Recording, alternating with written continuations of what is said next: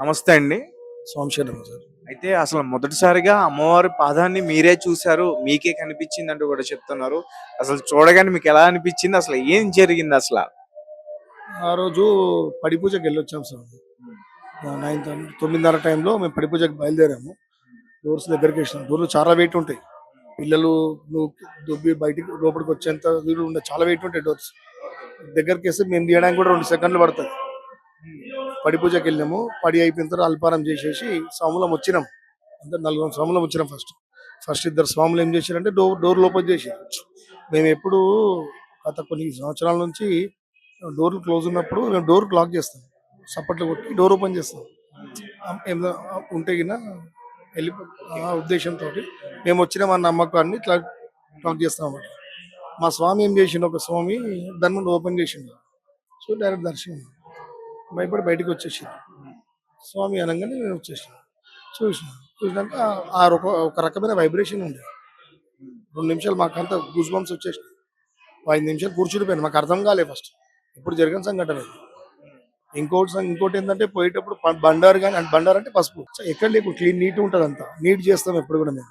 అది చల్లినట్టు ఉండే యాక్చువల్లీ అందులో మన పసుపు దానిలో ఫింగర్ ప్రింట్స్ ఉండే. ఇట్లా తీసి చల్లినట్టు ఉండే. అది కూడా మేము పంతులు గారికి చెప్పినాము. మేము మా లేడీస్ ఉంటారు కదా, అందరు అమ్మాయిలు వచ్చే వరకు వాళ్ళు డిస్టర్బ్ చేశారు. అది కూడా ఉండేది ఉంది. చలినట్టు ఉంది క్లియర్ గా. ఎవరైనా చిన్నపిల్లలు చేపెట్టినంటే హైట్, చాలా హైట్.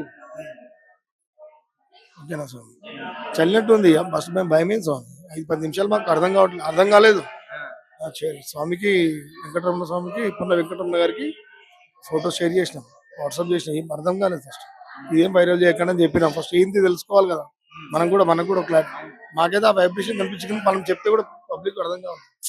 ఎవరికైనా చెప్తే కూడా అరే ఇది కాంట్రవర్సీ ఉంటుందని చెప్పేసి ఆయన ఫోన్ చేసి నైట్ ఎవరు రాలేదు, ఎవరు చూడలే కూడా ఫస్ట్. ఆ నైట్ అంతా భయంతోనే పడుకున్నాం. పైన వెళ్ళాము. ఎవరికి నైట్ కింది కూడా దిగలేము. నైట్ ఎప్పుడన్నా ఎవరైనా స్వాములు దిగితే ఆయన కూడా ఒక మనిషి వస్తాం కంపల్సరీ. ఎందుకంటే ఇక్కడ 20 సంవత్సరాల నుంచి ఉంటాం మేము. ఇక్కడే ఉంటాం మేము. సన్నిధానం ఇది. ఇక్కడ అయ్యప్ప పడి పెట్టుకుంటాము. అది మేము పడుకునే రూమ్. ఇక్కడ గజ్జల సప్పుడు వస్తుంది రెగ్యులర్గా. మంగళవారం ఫ్రైడే వస్తుంది ఖచ్చితంగా. ఈ అమ్మ తల్లి అని జరుపుకుంటాము. ఆమెను శరణ తలుచుకుంటే మళ్ళీ వెళ్ళిపోతుంది. అట్లా మాకు 15 సంవత్సరాలు జరుగుతుంది. గుడిలో ఇక్కడంతా తిరుగుతుంది అమ్మవారు కంప్లీట్ గా. ఇప్పుడు గజ్జల సప్పుడు దూరమైన కొద్ది ఏ సౌండ్ వస్తుందో, దగ్గరకు వచ్చి ఒక జాగా నిలబడ్డప్పుడు ఏ సౌండ్ వస్తుందో ఇక్కడ జరుగుతుంది రియల్ గా. మీరు ఎప్పుడైనా అబ్జర్వ్ చేయొచ్చు. 1:30కి వచ్చి 2:24 అదృష్టంలో ఎన్నో ఇళ్ళ నుంచి వింటున్నాం మేము. కానీ సాక్షాత్తు దర్శనం అయితే మేము ఫస్ట్ టైం చూసినాం సార్. అంతే కదా. పొద్దున్న లేచి మేము డోర్లు వేస్తాం. అప్పుడు ఎటువంటి ప్రాబ్లం ఉండదు మాకు. అమ్మవారు ఎటువంటి బస్తీలో తిరుగుతుంది. అమ్మవారు ఇట్లా వచ్చి వెనక ఈ లేన్ లోపలికి అక్కడ నుంచి లాలో ఇట్లా తిరిగేసి మళ్ళీ ఇక్కడికి వస్తుంది. 1 అవర్ అవుతుంది ఆమె రావడానికి. తిరిగి ఇక్కడికి వస్తుంది. ఇక్కడికి వచ్చేసరి గజ్జల సప్పుడు ఆగిపోతే అప్పుడు రిలాక్స్ అనుకుంటాం. అట్లా అమ్మవారిని కొన్ని సంవత్సరాల నుంచి మేము వింటున్నాము. అంటే చూడం కాదంటే వింటున్నాం, సౌండ్ వింటున్నాం. పైన ఎప్పుడైతే మేము సన్నిధానం పైన పెట్టుకున్నామో, అంటే ఇప్పుడు ఇబ్బంది అవుతుంది ఇక్కడ చాలా మంది వస్తుంటారు. ఎప్పుడైతే పైనకి అయితే మా సన్నిధానం చేయింది అప్పటి నుంచి సౌండ్ మంది అయిపోయింది. అది ఏమో మరి ఇన్ని సంవత్సరాల స్వాములకు మరి మళ్ళీ నేను ఉన్నాను ఉనికి చాటుకున్నాను అనుకుంటుందా అమ్మ, ఈ జాగ్రత్తగా అనేసి అలాంటి దర్శనం అయింది స్వామి. అది జరిగిన సంగతి. స్వామి పొద్దున 6 o'clock వచ్చి పూజ చేసుకుని అయినా 5:30కి అట్లా పూజ చేసుకుని వచ్చేసి వచ్చినాక అందరికి అర్థం కాలేదు. ఫస్ట్ అందరు కమిటీ వాళ్ళందరూ పిలిచారు. ఆ టైంలో కూడా అందరూ 100% భయపడదు స్వామి. ఇంకా అది చూసి అర్థమైపోయింది. యాక్చువల్లీ పిక్చర్ మీకు క్లారిటీ అంటే ఫస్ట్ మేము దించిన ఫోటో ఉంటుంది. ఆ టైంలో మేము స్పాట్లో దించిన టైంలో ఇది అన్నమాట యాక్చువల్ ఫోటో. ఇది ఇట్లా క్లోజ్ ఉంటుంది. సో గైస్ చూస్తున్నారు కదా, అమ్మవారు ఫస్ట్ ఫోటో అంటే ఆ పాదం ఫస్ట్ ఫోటో ఇది. సో అంటే కొంతమంది భక్తులు అక్కడ పసుపు చల్లడం వల్ల మారిపోయింది మొత్తం. అండ్ ఈ విజువల్ నా దగ్గర కూడా ఉంది. ఒకసారి నేను మీకు ప్లే చేసే ప్రయత్నం చేస్తాను. అండ్ ఇది ఫస్ట్ ఇట్లా ఉన్నది. ఫస్ట్ వీళ్ళు తీసిన పిక్ ఇది. ఎంత క్లియర్ పిక్చర్, చిన్న అవతారం. ఇంకో విషయం ఏంటంటే అమ్మవారి పాదుకలు ఉంటాయి లోపల గర్భగుడిలో. అవి సైజు ఉన్నాయి పాదాలు సేమ్. మేము ఏం చేసినాం ఫస్ట్ పొద్దున్న కమిటీ మెంబర్స్ అందరూ వచ్చేసరికి మేము అక్కడే ఉన్నాం. పొద్దున్న స్నానం చేసి పూజ చేసుకొని కిందనే ఉన్నాం. ఇక వాళ్ళందరూ పిలిచినాక ఫస్ట్ పంతులు లోపలికి పోయినాక పాదాలు చూసి పాదుకలు ఉంటాయి పూజ చేయడానికి. ఆమె క్లియర్ గా చెప్పింది, నేను చిన్న పాప అవతారం ఉన్నా, మీరేం భయపడకండి, నేను ఉన్నా ఏం పడన్నట్టుగా. సో వాళ్ళు రంగం ఎక్కే అమ్మ ఉంటది, సుశీలమ్మ, అమ్మ భవిష్యాన్ని చెప్తారు.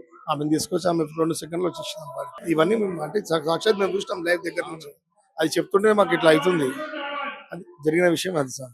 నా భవిష్యవాణిలో కొన్ని మంచి విషయాలు తెలిసినాయి అంటూ కూడా చెప్తున్నారు. అండ్ అమ్మవారి యొక్క రూపం కూడా తను తెలియపరిచింది, నేను చిన్నపిల్లని అని చెప్పి. అసలు ఏంటి ఏమేమి చెప్పింది ఒకసారి మా భక్తులందరికీ కూడా అర్థమయ్యేటట్టు చెప్పండి. నిన్న భవిష్యవాణిలో నేనేం చెప్పారంటే అమ్మవారి వయసు 5, 7, 9 ఈ వయసు గల్ల బిడ్డని నేను. నాకు ఇదే రూపం ఈ వయసులో ఉన్న బిడ్డకి ఏ విధంగా అలంకరిస్తారు ఆ విధంగా మాకు అలంకరిస్తుర్రు. అన్ని విధాలుగా నాకు మంచి పూజలు జరుగుతున్నాయి. ఇంత పూజలు జరుగుతుంటే ఇది వదులుకొని ఇంకెక్కడ పోతా, నేను ఎక్కడ పోను, ఇక్కడనే ఉంటా, అన్ని విధాలుగా కాపాడుకుంటా అని చెప్పడం జరిగింది. రెండవది ఏంటిదంటే ఆపద వచ్చింది కాబట్టి నేను బయటికి వెళ్ళినాను, కాపాడడానికి బయటికి వెళ్ళినాను. నేను తిరిగి మళ్ళీ దేవాలయానికి వచ్చినాను. ఏ రోజైతే నా పాదము దేవాలయం బయట కనిపిస్తే ఆ రోజు నేను తిరిగి దేవాలయానికి రాను అని ఈ మాట చెప్పడం జరిగింది. మాకు బోనాలు ఉత్సవాలు, దసరా నవరాత్రి ఉత్సవాలు చాలా సంతోషకరంగా చేసిర్రు. మాకు ఇక నుండి శుక్రవారం, మంగళవారం 2 రోజులు ముక్కు పుడక పెట్టి అమ్మవారు అభిషేకం చేయించమన్నారు. ఖచ్చితంగా మేము గతంలో శుక్రవారం చేసేవాళ్ళము. ముక్కు పుడక మా అమ్మవారికి పెట్టలేము. ఇప్పుడు ముక్కు పుడక నిన్న ఒక భక్తురాలు చేయిస్తా అని ఫోన్ చేసి చెప్పడం జరిగింది. చెన్నైలో ఉన్నారు ప్రస్తుతం వారు. రేపు దేవాలయానికి వస్తా అన్నారు. వారు ముక్కు పుడక చేయిస్తా అన్నారు. ఇక నుండి ముక్కు పుడక పెట్టి అమ్మవారికి అభిషేకం జరుగుతుంది. ఇంకొక భక్తురాలు ప్రతి మంగళవారం తానే అభిషేకానికి పూర్తి ఖర్చు బాధ్యత తీసుకొని తాను చేయిస్తానని చెప్పడం జరిగింది.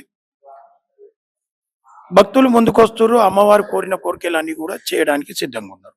దేవాలయ కమిటీ అందరం కూడా అన్ని విధాలుగా సిద్ధంగా ఉన్నాము చేయడానికి. మేము అయితే అన్న నాకేమనిపించిందంటే అసలు మన హైదరాబాద్ లో టెంపుల్స్ పైన, అమ్మవారి విగ్రహాల పైన అటాక్స్ జరుగుతున్నాయి, తగ్గినాయి. ఇప్పుడు సడన్ గా ఇది చూసిన తర్వాత కొంచెం భక్తుల్లో కూడా ఒక పాజిటివ్ వైబ్ అనేది వచ్చింది. సో దీన్ని ఎలా చూడొచ్చు అంటారు మీరు?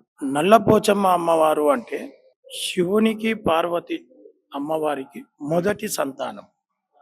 ఈ మాట నిన్న భవిష్యవాణిలో వారు చెప్పిన మాట. అమ్మవారే స్వయంగా నిన్న చెప్పడం జరిగింది. శివునికి పార్వతికి మొదటి సంతానము నల్లపోచమ్మ. ఈ విగ్రహాలు దాడులన్నీ ఎక్కడ జరుగుతున్నాయి? చెల్లెల మీద జరుగుతున్నాయి, అమ్మవారి విగ్రహాల పైన జరుగుతున్నాయి, నవగ్రహాల పైన జరుగుతున్నాయి, శివుని విగ్రహాల పైన జరుగుతున్నాయి. బహుశా అలాంటి సంఘటన మొన్న రాత్రి ఏదన్నా ఇక్కడ ఉన్నటువంటి పురాతనమైన దేవాలయాలు జరుగుతుండేనేమో.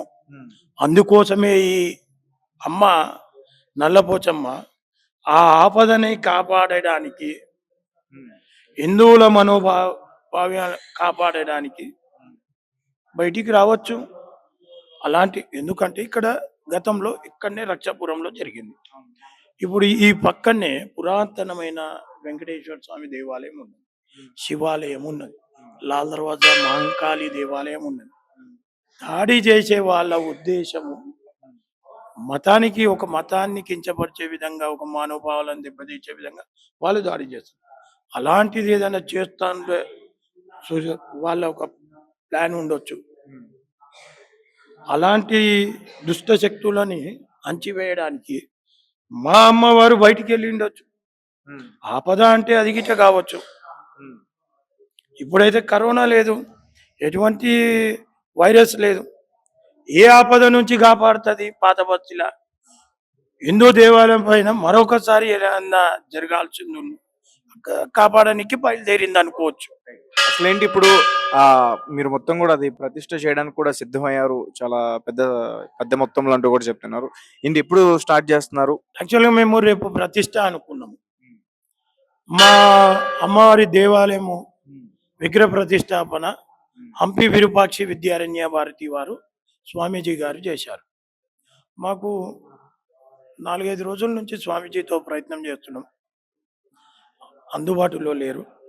ఈరోజు అందుబాటులోకి వచ్చారు. రేపటి ప్రతిష్టని వాయిదా చేసుకున్నాము. ఎందుకంటే హంపి స్వామీజీ పీఠాధిపతులు వారి చేతుల మీదుగా ఈ పాదాల ప్రతిష్టాపన జరుగుతుంది.